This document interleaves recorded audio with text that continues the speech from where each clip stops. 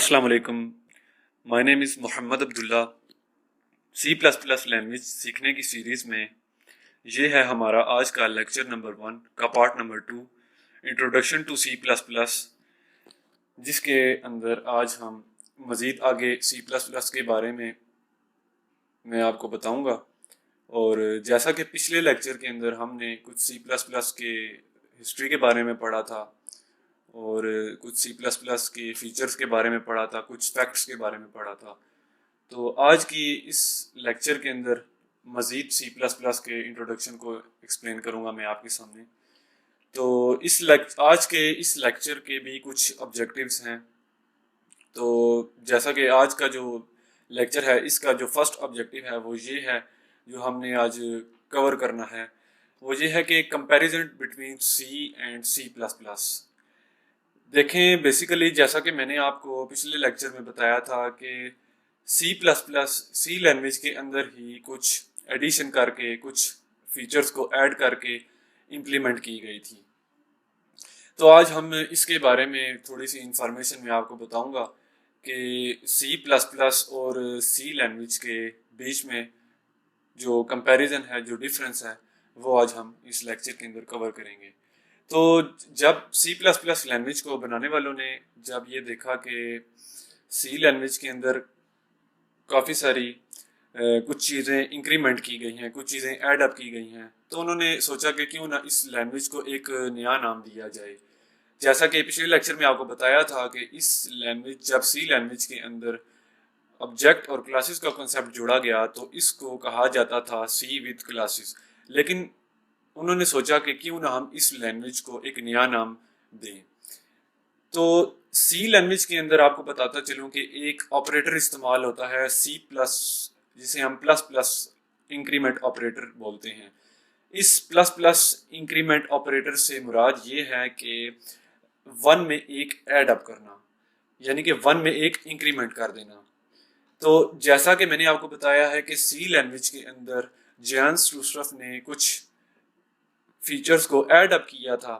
तो उन फीचर्स को ऐड अप करने के बाद उन्होंने कहा कि क्यों ना इसको हम C++ का नाम दिया जाए, यानी कि C++ नाम देना इसको ज़्यादा मीनिंगफुल रहेगा बनिस्बत C के, क्योंकि C तो एक पुरानी लैंग्वेज थी।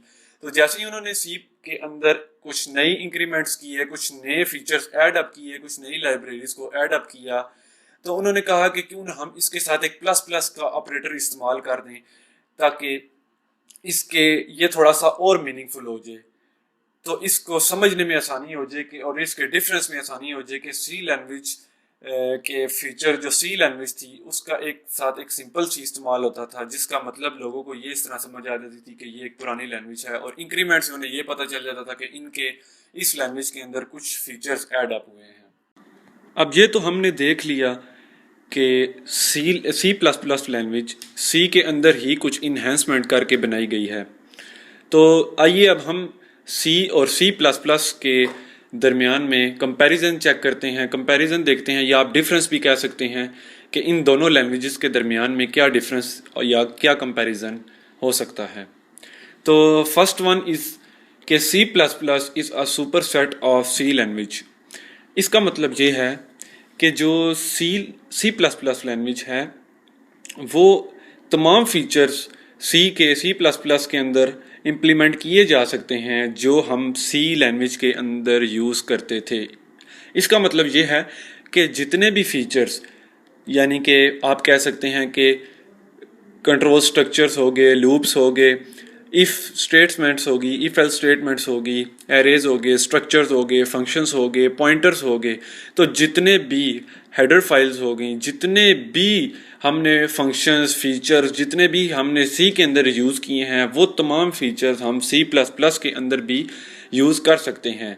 और जो प्रोग्राम हम C के अंदर बनाते थे इन तमाम फीचर्स को यूज़ करके, वैसा ही प्रोग्राम इन सब चीज़ों को यूज़ करके हम C++ के अंदर भी बना सकते हैं।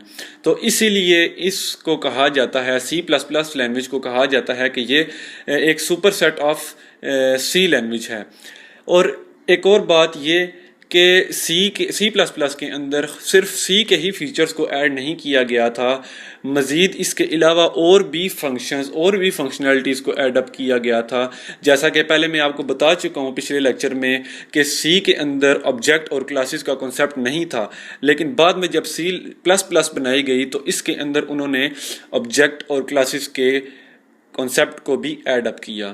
تو اسی لیے سی پلس پلس کو superset of C language کہا جاتا ہے. اب ہم آ جاتے ہیں سیکنڈ پوائنٹ پہ. سیکنڈ پوائنٹ ہمیں کیا بتا رہا ہے کہ C plus plus programs can use existing C software libraries. اس کا مطلب یہ ہے کہ ہم سی پلس پلس کے اندر ایک ایسا پروگرام بنا سکتے ہیں جو سی لینگویج کے اندر یوز ہونے والے بلٹ ان یا پری ڈیفائنڈ فنکشنز کو یوز کر سکے. جیسے کچھ فنکشنز آپ نے سی لینگویج کے اندر استعمال کیے ہوں گے، print function, scan F function, get C H function, C L R S C R function, اور اس کے علاوہ اور بہت سارے فنکشن جو آپ نے سی لینگویج کے اندر استعمال کیے ہیں.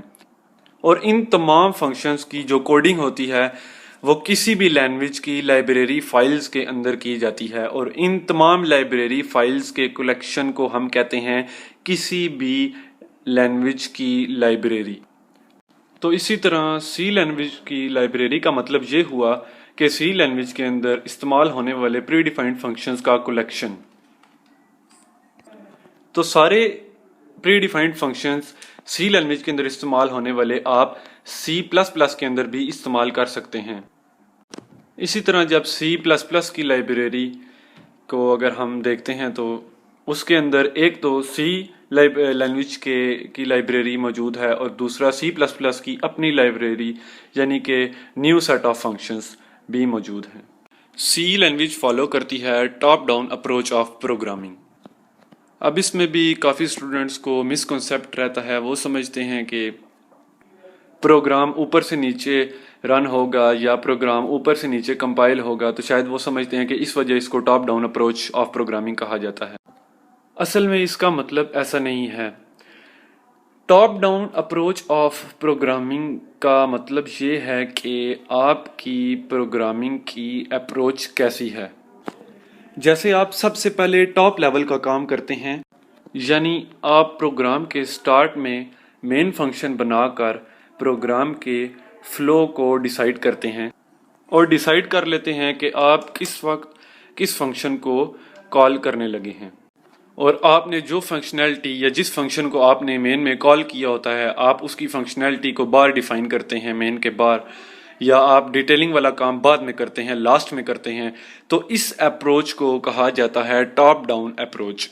سی پلس پلس اس کے الٹ bottom up approach of programming ہے، یعنی اس کے اندر بڑے بڑے سافٹ ویئر کو بنانا کافی آسان ہو جاتا ہے، اور باٹم اپ اپروچ اس کے لیے ایک آئیڈیل طریقہ ہے.